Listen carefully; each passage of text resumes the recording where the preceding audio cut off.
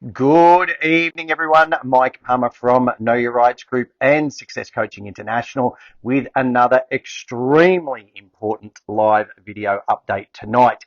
Now, just before we begin, a very quick apology. I've been under an extraordinary amount of stress over the past week or so with a bunch of personal things going on. Unfortunately, that stress has somehow managed to magically manifest in some weird condition with my eye where I can see through one eye or the other eye, but not properly through both. So if you see me squinting or looking through one eye, that's the reason. And no, I haven't had a stroke. Yes, I've been to the doctors. I'm getting it all checked out. So nothing major to worry about, hopefully, but just be aware of that. So we have a huge video to get through tonight.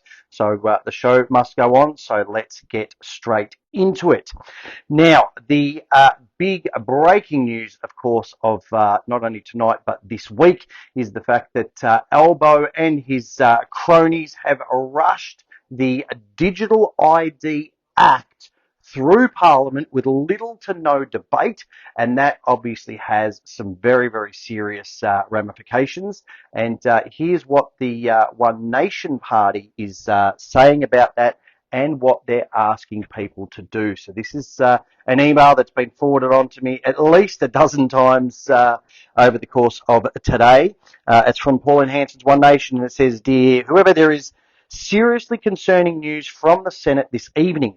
The Labor government has fast-tracked a Digital ID Act that threatens our privacy and freedom.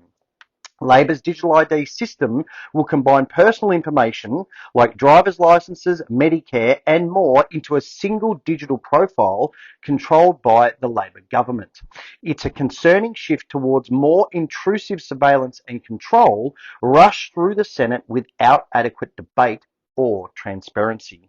Senators Pauline Hanson and Malcolm Roberts did everything they could to oppose this bill's fast tracking and eventual passing. The fight now moves to overturning the act, and we need your help. A digital ID law was originally the idea of the Liberals. Ultimately, the Liberals are no better than Labor when it comes to controlling people's lives. We can't trust the Liberals to repeal this law if they win power. We know this act of Parliament rushed through tonight is something that concerns you, and that's why we're reaching out." So there is a link there to the petition that they are urging everybody to sign. So we will put a link up in the comment section for the video. For those of you who are watching on Facebook, you'll find it in the comment section. For those of you who are watching on YouTube or BitChute, you're going to need to do a search for this title. Okay, that's what you're looking for. Just type that into your search engine. So it says, "Petition Request for Immediate Action Against the Digital ID Act 2023. And the petition is obviously addressed to the Honourable President and members of the Senate in Parliament assembled. We, the undersigned citizens and residents of Australia, draw the attention of the Senate to the Digital ID Act 2023 introduced by the Labor government. This legislation seeks to establish a framework for a permanent digital identity for every Australian, amalgamating sensitive personal details into a single digital system. It must be repealed." It explains all of the various concerns and why they are concerned about that particular piece of legislation. And then, of course, there is the request. And the request is, "Therefore, your petitioners request that the Senate take all necessary measures to repeal the legislation urgently." So again, please, I urge everybody, do a search for that page. If you're watching this on Facebook, there should be a link going up to this petition in the comment section. Scroll down to the bottom and please add your signature to that particular petition.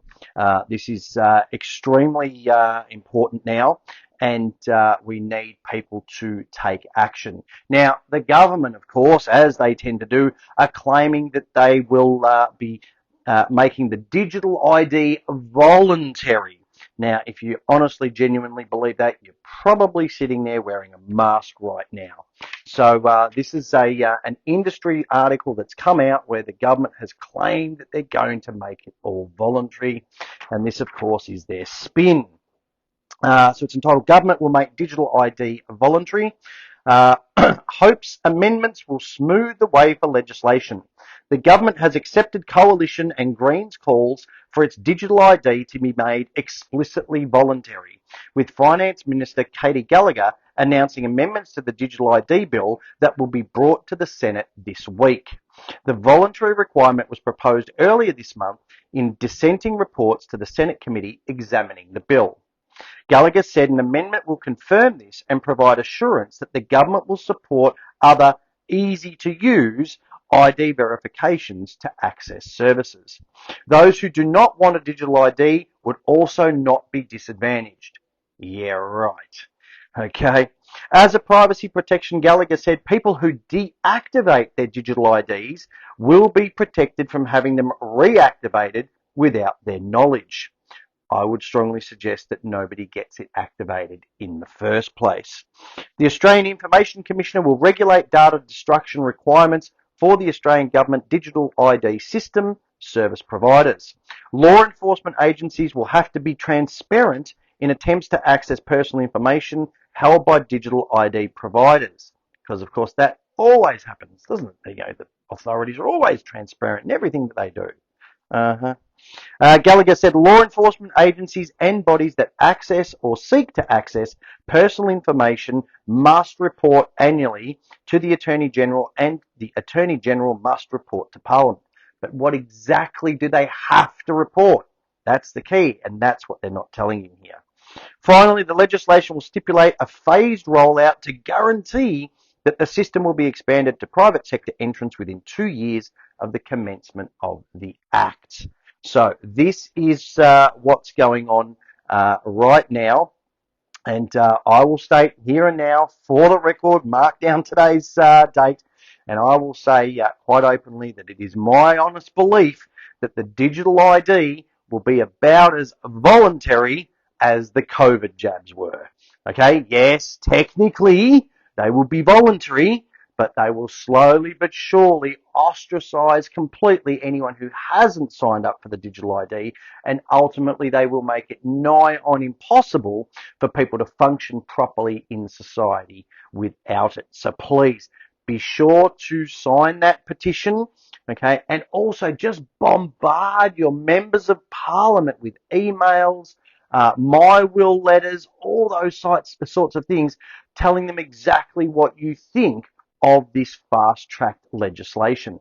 And of course, if you want to have a little bit of fun with this as well, just simply ask them if they can tell you what valid head of power the Parliament of the Commonwealth relied on to lawfully and validly enact that act. And anyone who's watched these videos before will understand exactly what I'm getting at there. So the obvious question at this point is, why did Albanese rush this act through Parliament? Because, of course, this is one of the requirements or the prerequisites that truly enables a cashless society to be able to function properly. And as this next article that I'm about to go through shows, that final cashless push could actually happen sooner than anyone thought. In fact, it could actually be as soon as next week. Now, this is a very concerning article, and I urge everybody to go and read this for yourselves so that you understand the full ramifications. So this is entitled, Coles is preparing for collapse of our cash system as soon as next week. Supermarket giant Coles is limiting cash out to $200, hoarding its own cash reserves and telling staff to direct customers to card and phone payments specifically over the Easter long weekend. Coles is concerned that its cash could be trapped in armoured trucks owned by Armaguard, which may declare bankruptcy as soon as Wednesday next week. Next Tuesday is Stand Your Ground and Cash Out Day. On social media, thousands of Australians are calling on all of us to make a cash withdrawal at an ATM, bank branch, or EFTPOS cash out retailer to show that we support the ongoing availability of cash, something I've spoken about a million times on these videos. The banks have currently offered Armaguard just $26 million to keep their trucks on the road and keep delivering cash to banks, ATMs and retailers until October. There is no long-term solution on the table. This is not enough to keep cash deliveries going nationwide for the next 6 months. Crunch time for the cash system is now. Australia could effectively become a cashless society as soon as next week if Armaguard collapses. Because if Armaguard collapses, who is going to deliver the cash to everyone that needs it? The government must step in and force the banks to support the cash distribution system or develop a new solution to ensure Australians can get and use cash. So this article is asking everybody, please, number one, withdraw some cash on Tuesday. That is next Tuesday, Easter Tuesday, the Tuesday after Easter Monday, whatever you want to call it, okay? And use that cash to show banks and politicians that we will not be forced into a privacy-free, expensive, unreliable cashless Australia. And number two, as always, please share that petition with all of the friends and family that you know to boost those numbers and demonstrate just how many Aussies want to retain the right to use cash. So again, I've said it many times before, but please keep using cash whenever and wherever you can. And please make sure that you add your signature to Jason's petition, and that is the one to legislate a formal cash and banking guarantee in this country. Again, if you're watching on Facebook, you should find a link coming up in the comment section. If you're watching on one of the other social media platforms, just do a search for petition to legislate a formal cash and banking guarantee in this country and make sure you add your signature, and then please share it around as far and as wide as you can once you've done that. And again, make sure that you take out some amount of cash next Tuesday from a bank teller preferably, or at least from an ATM. Of course, don't forget to join the Call Out Cashless Businesses Facebook group. Again, there should be a link going up in the comment section. Let's keep naming and shaming those businesses that refuse to accept cash, and of course, keep promoting those that choose to support it. And of course, don't forget the Cash is King discussion group, another great Facebook group. We can share all of these videos, all of these ideas, talking about CBDCs, which we're going to get to in a minute. This, insane push for a cashless society. All of that is to go on the Cash is King discussion group. Now, should anybody out there watching this still somehow believe that this isn't real, or this isn't really as bad as people are saying it is, I'm about to go through yet another industry article that explains how the SWIFT banking system is now dealing with those CBDCs. And those, of course, are the central bank digital currencies. And that, of course, is what this digital ID legislation is ultimately all about. Now, any of you who've ever done an international bank transfer will understand a SWIFT code, where you have to put the SWIFT code in. That's what we're talking about here, is the SWIFT banking system. It doesn't mean that it's fast, that's the name of the actual system. So again, please, you can find, it's an industry article, but a simple Google search or DuckDuckGo search, you should be able to find this article fairly easily. And it is entitled SWIFT Planning Launch of New Central Bank Digital Currency Platform. Global bank messaging network SWIFT is planning a new platform in the next 1 to 2 years to connect the wave of central bank digital currencies now in development to the existing finance system, it has told Reuters. The move, which would be one of the most significant yet for the nascent CBDC ecosystem, given SWIFT's key role in global banking, is likely to be fine-tuned to when the first major ones are launched. Around 90% of the world's central banks are now exploring digital versions of their currencies. Most don't want to be left behind by Bitcoin and other cryptocurrencies, but are grappling with technological complexities. It focused on ensuring different countries' CBDCs can all be used together, even if built on different underlying technologies or protocols, thereby reducing payment system fragmentation risks. We are looking at a roadmap to productize, i.e. launch as a product, in the next 12 to 24 months, Kerrigan said in an interview. It's moving out of an experimental stage towards something that is becoming a reality. Countries such as the Bahamas, Nigeria, and Jamaica already have CBDCs up and running. China is well advanced with its real-life trials of an e-yuan. The European Central Bank has a digital euro one underway too, while the Bank for International Settlements, or the BIS, as many of you would have heard of, the Global Central Bank umbrella group is running multiple cross-border trials. Swift's main advantage, though, is that its existing network is already usable in over 200 countries and connects more than 11,500 banks and funds who use it to send trillions of dollars every day. The latest trial involves central banks from Germany, France, Australia, Singapore, Czech Republic, and Thailand, as well as a number that requested to remain anonymous. Gee, I wonder why. The raft of heavyweight commercial banks includes HSBC, Citibank, Deutsche Bank, Societe Generale, Standard Chartered, and CLF FX settlement platform all took part too, as did at least 2 banks from China. So again, this is very, very real. This is happening right now. Australia is most assuredly a part of it, and people need to be aware of it. So again, as always, I ask you, please share these videos, share those articles as far and as wide as you can. Share them on as many different social media platforms that you might be part of, and to as many different social media groups that you might be part of on those various platforms. And let's get this message out. This is so, so important. Now, as part of all of this, as more and more people are noticing, one of the byproducts of this incessant push towards a fully digital society, and of course in particular digital money, is that many different agencies, and government agencies I'm talking about, have been ramping up their efforts to try and rein in as much cash or as much money as they possibly can. We've all heard the stories of the ATO pursuing all manner of old debts that are many, many years old. Agencies like Spur and SDRO have been contacting people with even only tiny debts in a few $100s, and some of them are from a decade or so ago.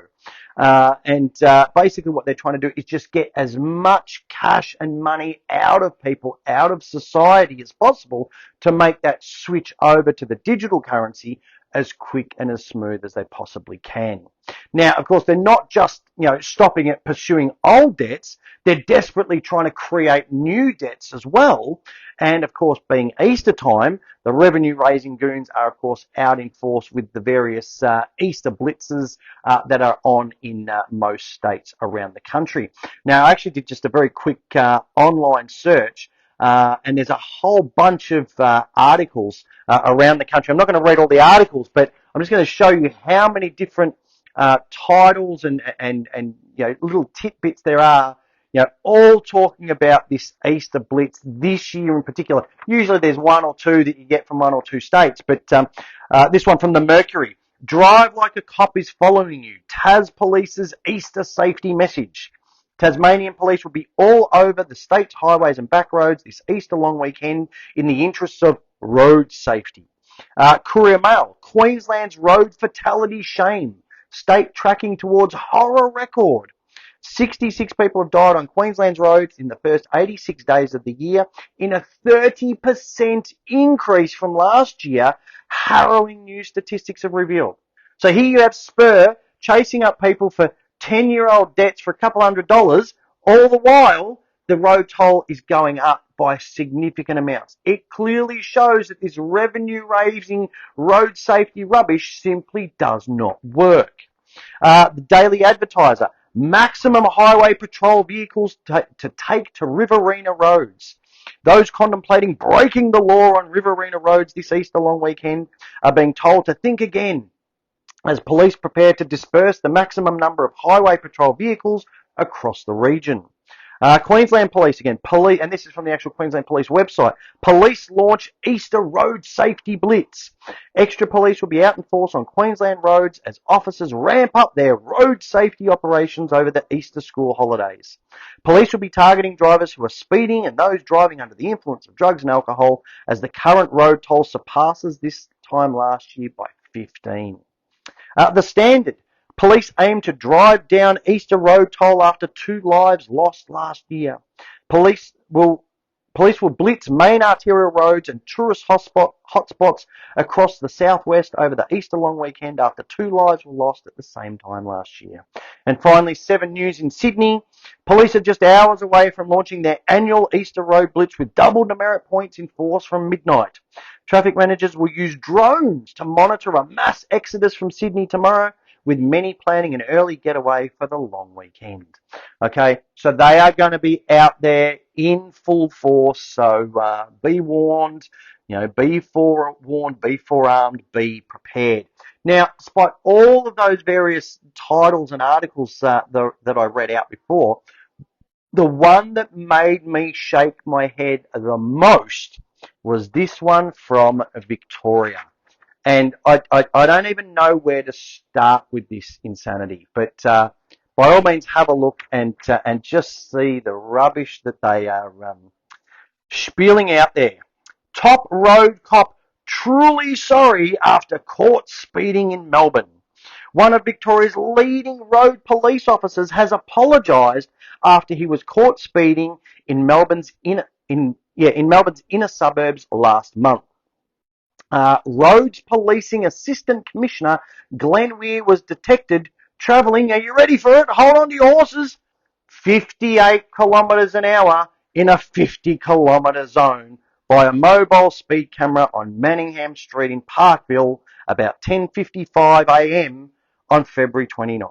The middle of the day in broad daylight, he's doing a whole 8 kilometres over some artificially reduced and artificially created posted speed limit. Weir was driving to a meeting at the time and was of the belief he was in a 60 kilometre an hour zone. Well, apparently it doesn't matter what you believe, does it? I take full responsibility for this error and I'm mortified that it's occurred. Come on, mate, get your hand off it. I spent my entire career advocating for road safety, and this incident proves that nobody is immune from making a mistake on the road. Correct. It's just a mistake. No one got hurt, no one got harmed, no one got injured. It's a very minor, very trivial mistake. No need to go on and on and on about it. No matter how far over the limit, all speeding is unacceptable. Really? Really? Is it really that bad? Because that's not really what the statistics show. For someone in my position, this is especially true. I'm truly sorry. Oh, so heartfelt.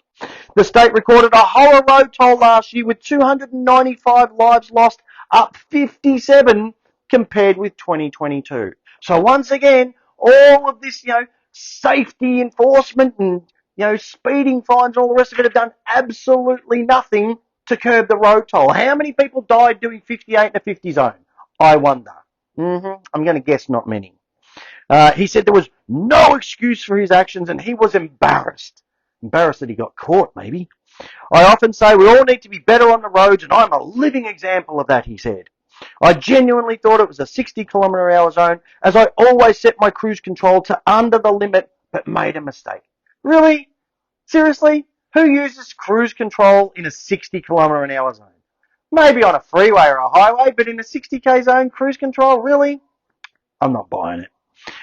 Even though I'm eligible for a warning, I'm going to take the fine. Oh, good on you, mate. What a brilliant martyr you are. We will pay the $337 fine. $337 for doing 58 in a 50 zone. Seriously. He didn't run over a kid. He didn't smash through a fence. Okay? He didn't do anything. $337 fine and 1 demerit point after receiving the fine on Friday. It's understood he will keep his job and won't face disciplinary action. Well, that's good to know. The poor bloke that did 8Ks over, the ridiculously artificially reduced speed limit's going to get to keep his job. Good on him. I mean, seriously, talk about, making a mountain out of a molehill and trying to get some pointless message across that nobody actually believes or buys into anymore. I mean, I've been studying this kind of information for around 20 years and I am yet to see any statistics where doing 58 k's an hour in a 50-kilometre zone contributed in any significant way to the road toll. And let's not forget that 50-kilometre-an-hour zones didn't even exist, certainly not in Victoria, prior to 2001, and our road toll is actually higher now than it was back then. So these 50k zones clearly aren't doing anything. Again, it's all about artificially reducing the speed limits so that more people break them and exceed them so they can make more money. That's all it is. I've said this a million times. It's all just revenue raising. So please, if you want to ensure that you don't contribute to that revenue raising in any way, then please make sure you grab a copy of that Aussie speeding fines book. Again, these guys have been helping people for 17 years now to successfully challenge all manner of unjust and unlawful fines. And again, all you need to do is turn to chapter 3, go through that 3-step process and ensure that you're not contributing to that revenue raising in any way. Now, also important point on that, the Aussie speeding fines guys are currently running a very special 25% off Easter promotion on all of their ebook memberships. So if you haven't got your own copy of their book yet, now is definitely the time to do that. And speaking of promotions, don't forget that here at the Know Your Rights group, we are currently running a similar 25% off Easter promotion, and that's on all of our physical products. So that includes, obviously, our Know Your Rights book, all of our CDs, all of our DVDs, also things like our CD, DVD players. If you don't have a CD, DVD unit in your computer, the discount applies to those. Even to that brand new land titles disc. This has been super, super popular over the last 2 weeks since Darren announced it on our recent radio show. So if you don't have that yet, make sure you grab that if you want to learn everything about fee simple, the Torrens title the Torrens title system, and fee simple. And again, you should find links hopefully in the descriptions for those. So again, that promotion applies to all of those physical products. And last but certainly not least, the Bank Secrets Are Revealed guys are also running a similar 25% discount Easter promotion on all of their ebook memberships. So if you're struggling a little bit financially, if you want to stop paying off these personal loans, these credit cards, those sort of debts, grab that book, use their tried, tested and proven 4-step process. And again, just visit their website. Again, there's links in the comments, links in the description of the video as well, to take advantage of that. Now, speaking of the BSR guys, they sent us through a short and sweet testimonial from one of their members, Fiona. You can see here, just says, thank you. Purchased this a year or two ago, and within a few months, following the steps and a couple of sneaky curveballs, continued the simple to follow process and had the amount dropped, an agreement of zero balance. Thanks, guys, Fiona. So again, that's that 4-step process for discharging, eliminating, whatever you want to call it, any unsecured loans. That process absolutely does work. All right, finally, as I always do, I'm going to finish off with some of the latest memes to really get people thinking. Oh, now before I do that, I'm just going to hold this up. I'm not going to go through it. The key is this advertisement here. So I urge you to have a quick look at this. And if you don't understand the importance of this FDA removal of this particular ad, in respect to references to ivermectin and COVID-19, please make sure that you listen to Tuesday night's radio show podcast. That has been uploaded now, but that was a huge, huge win for doctors getting the FDA to remove that particular post. And again, here is another one that we covered on Tuesday night's radio show. Again, I can't say too much about it on this video because the good old Facebook and YouTube, fact checkers are out in force, but they told us all about this long COVID, and now there have been studies done right here in Australia suggesting that people should stop referencing the term long COVID for a number of reasons that we went into detail on Tuesday night's radio show. So again, do listen to that. Okay, now I mentioned this before, but I'm going to hold this up again so everybody understands the importance of this. Okay, this is this 2nd of April. This is Tuesday. This is the draw out cash day. Please make sure you do this. As it says, 2nd of April, next Tuesday, the Tuesday after Easter, stand your ground day is draw out some cash day. Everyone who can, go to your bank's ATM and draw out some cash. I would suggest go to the actual bank branch and go to the teller. Even if it's $20, if everyone did this, it would draw thousands of dollars out into the community, and banks will be running around to refill ATMs. We'll let them know how we feel. Remember, 2nd of April, we want this to go nationwide. Tell your friends, never let cash vanish. So please make sure that you're involved in that. As it says, even if you take out $20, $50, whatever, take it out from an ATM. I would suggest going to a bank branch, go to a counter, do it there. But whatever you can do to help the cause is much appreciated. And I'm going to leave this with everybody to consider. And this, of course, is a very big special shout out to all of the free thinkers out there, which I know is hopefully the majority of you watching this video. So it says, shout out to all the free thinkers. A free thinker is always called crazy by the masses. The majority of the people who are hooked up on the matrix are closed-minded. They've been deeply conditioned to live in fear. When such people see an awakened being who thinks freely and understands all perspectives, their egos get triggered. They start justifying their closed-minded thinking by calling you crazy. They are so deeply programmed that they don't even realize the person they are calling crazy is the one who's going to set them free.